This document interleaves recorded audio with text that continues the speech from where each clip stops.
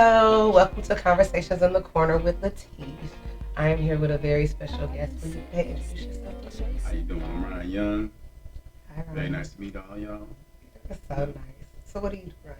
What I do right now, I'm a cook over at Grooves, over at a venue that we provide an amazing experience for our customers, as well as good food, great customer service. Come on out, live a movie. You know what I'm saying? I love that. So, where are you from? I'm originally from Peoria, Illinois. You know what I'm saying? I was born in Vegas, but I'm from Peoria, Illinois. Peoria, And I Illinois. grew up out there. Learned a lot of lessons out there about life. You know what I'm saying? How to move, how not to move. It's life. It's growing. You know what I'm saying? What else you want to know? When did you get to Houston? I got to Houston about 4 years ago. It's only Yeah. been 4 years? Yeah, it's already been 4 years. I drove from Virginia. It was a long ride. I stopped off in Atlanta for a second. It was just a little quick stop. You know what I'm saying? I wanted to go check some things out. I kept my life moving. Got over here. The Lord got me here. You know what I'm saying? There was times I thought I wasn't gonna make it, but I did my logistics, drove in the daytime, slept at night. Do you like it here? Do I like it in Houston? Houston cool. Houston real good. I like the fact that it's one of those black cities now. It's one of the fastest growing black cities you want to pass me. All our people here come out, go ahead and try. I would say try. Go ahead and establish your spot here and sharing some of this black excellence. So, how old are you? Me, I'm 43 years old. Young, 43 years Young. And young. so, you were in the military for a little bit? Yeah, I was in the military for 10 and a half years. It was good. Would you recommend that for young men? Recommend it for young men in the climate right now? No. Mm. It's good for, okay, when you first start now, that's a good leg up in your finances. People go into the military for different reasons. They go to the military to get away from home. They go in the military to earn money for school.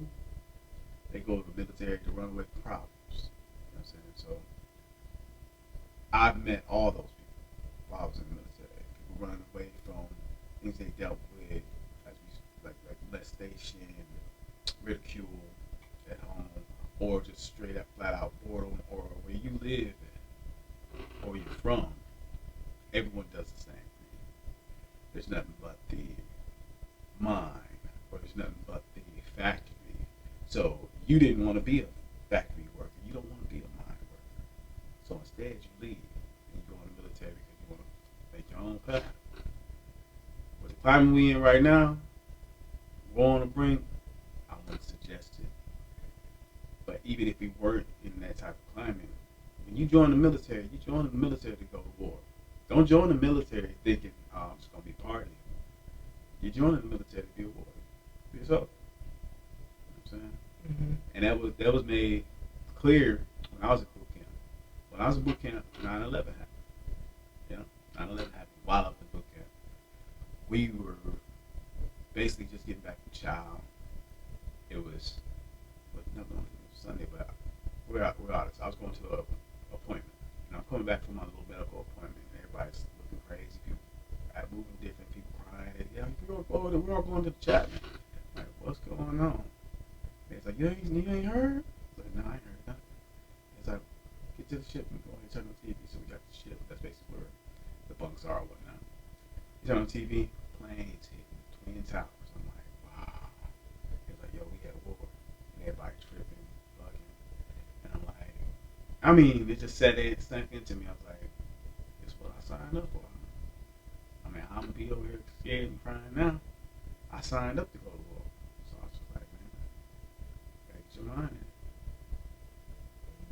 This is what's gonna happen. You either gonna go over there and handle business, or you gonna not come back. And then when I get to my first ship, I was tripping. That ship was that ship was enormous. I ain't never seen it that big. Aircraft carrier, Mm-hmm. intimidating. Walking on that mud, I got lost. I got lost. I got lost so bad. One day I went up to the flight deck because I started working in a division called V4. V4 is basically people who fuel the jets and planes and helicopters. So I had to go up on top, up to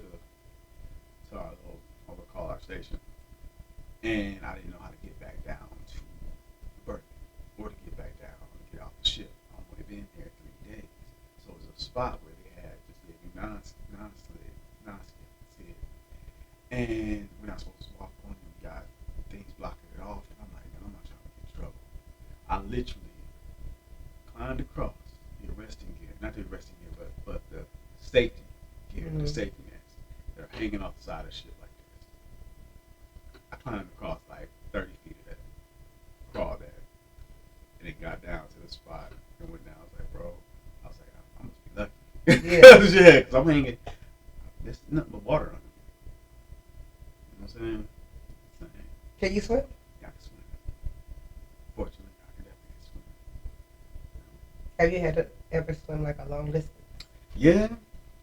Well, it was just a pool. I mean, it was on purpose. I didn't have to swim. It wasn't something that I was made to do. But yeah, I can swim long distance. Do you like to travel? Do I like traveling? Traveling is good. Traveling's therapeutic. You know what I'm saying? That's what was the real good thing about being in the Navy. Got to see more ways of, not just more walks of life, but more the way the world lives other than us here. Yeah. What was some of the places that you went that really just, where were some of the places that you went that really just kind of touched you? Well, China was crazy. You know what I'm saying? Australia was cool. That's what cool. Singapore tripped me out. That's like the cleanest place I ever seen. Really? Cleanest place I ever seen. You didn't see no paper, nothing on the ground. The malls were super clean. Everything was clean. And before we even got off the boat, they told us that don't chew no gum. It's like, don't chew no gum. It's a $250 fine. You can see you chewing gum. Like if you drop some gum on the floor, like later on, like, nah, they keep it that clean. That's good. Yeah. We should. I'll keep guys wearing it. Yeah. So where's a place that you would love to go back and visit? You know what's crazy? It's in the U.S. Hawaii was tight. I've always been to Hawaii. Which part? Hawaii was tight. Wherever the part the what's the name of it? Maui? Nah, not Maui. Pearl Harbor. Pearl Harbor. Pearl Harbor was cool. That's where we pulled in. How long were you there? He was only there for a week. It was cool. And Mazatlan, Mexico. Mexico was tight. Mazatlan, Mexico was cool. And it was crazy. You only seen it from the bar. You know what I'm saying? But, Do you miss the Navy? it was cool. It was I missed the camaraderie. I'll say that. I missed the camaraderie of the Navy. It's like once you get out of the Navy, you get out of the military in general, it's not the same. Mm-hmm. You know what I'm saying? Just think about it like this. If you loan someone money now, and you know they need to pay you back, man, when you gonna pay me back? In the military, you ain't tripping. You know that in 2 weeks you get paid. So you know you get paid back in 2 weeks. Now you like, hey man, when you got me. Yeah, because you never know. Yeah, you never know. You don't know they just scammed you. Right. You know what I'm saying? You know? How many children do you have? Or do you have children? I have children. I have 3. You know what I'm saying? What are the ages? The ages, 18, little man's 12, and my daughter's 9. Now she's about 10 now. Where do they live?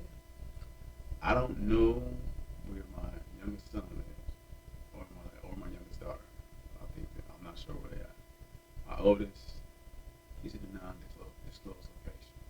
But are y'all close? Yeah, we close. Yeah, we close. Man, him good. I just haven't talked to him in a minute. And then my other youngest, I haven't seen him in a while or talked to him in a while. But when it comes to my kids, they meet. So like when I call and talk to them, it's like we pick up as if I was here yesterday. Mm-hmm. Yeah. Do you feel like you live off the grid a little bit? Ish. Like I live. I mean, we're part of this society and whatnot, but I don't tend to like to have people know where I live. It's just a nice little bit of security for myself. Mm-hmm. That's all. You do have a little bit of a lot of, well, not a little bit of a lot, but you have some things some stipulations that you've picked up. What's some other stipulations that you have that might be like a little different than somebody like me? A little different from somebody like you. I mean, I don't like you said about the location thing. I don't like to be located to trash. You know what I'm saying? I don't even, like I said, I don't want nobody. I don't need nobody to ever know where I live. Okay. You drive, I don't. I mean, Do you have any like best friends or somebody you confide in? yeah, I got some brothers. You know what I'm saying? Oh yeah, you do. Yeah. Finding my brothers. You know what I'm saying? Other than that, I mean, work relationships. Most of the time, those be work relationships. People, hey, they introduce me as the work friend from work. Guess what? Guess who? You that friend from work. Don't be thinking it's your homie and thinking it's your bestie. They introduce your ass as friend at work. You know what I'm saying? So you already know what it is. You feel me? What do you think about black men's mental health? Black men's mental health. We need help. We make poor choices. All of us as a whole, people. We need to focus in more on being genuine and stop trying to be a character and or something social media told you to be, or be any type of manner of facade. And that when it comes to just dating and talking to people, each other, well, not just mental health, but I'm gonna go into more of that. Just come to being yourself is the most important thing. Or you might have some quirks or something that somebody don't like. They just don't like. It's not saying that you can't be you. Yeah. You know what I'm saying? Now when it comes to like when I say we're talking about some dating and stuff, like okay, same with that. Brothers, ladies, stop selling the facade. Be who you are. Straight off jump. Because the problem is, one, you don't even know who you with. You don't even know who you're talking to. You don't know who you married.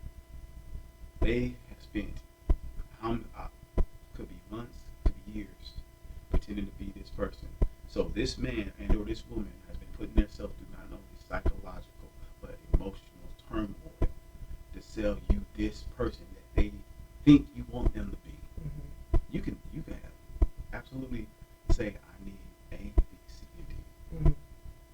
If she's willing to be A, B, C, and D, genuinely, without having to be a creative character, Mm-hmm. you're good. And then you gotta be willing to deal with the stuff that's coming with it. You know what I'm saying? Deal with any baggage or demons that's left on her from the last relationship, or anything that could not be something that's left over from the last relationship. It could be something left over from her past through her parents. You got to be willing to deal with that. You know what I'm saying? And if you're not, you have to let her know straight out jump, because it will wreck your relationship. You know what I'm saying? When she pops off, she pops off. When you pop off, you pop off. You don't know what's going on with her because you're not communicating. You never was genuine with each other at the beginning. The way a brother told me, the way you start is how you finish. So all of us out here starting fake. Every one of us out here selling a character or best behavior, and you're gonna try to hold that as long as you can. That real you gonna come out, and when it come out, it's out. Yeah, it's open. I noticed that not all, but a lot of my relationships would, after 90 days, I would just either not like them or they wouldn't like me. And that's when I realized I think we were all just being fake. And after the 90 days, everybody stopped being fake. And you just realize, So since I found that out, I figured it out, I am completely, organically myself all the time. But someone told me one time that I shouldn't do that. That I'm a lot and that I should ease people into being. Do you ease when you eat something? You eat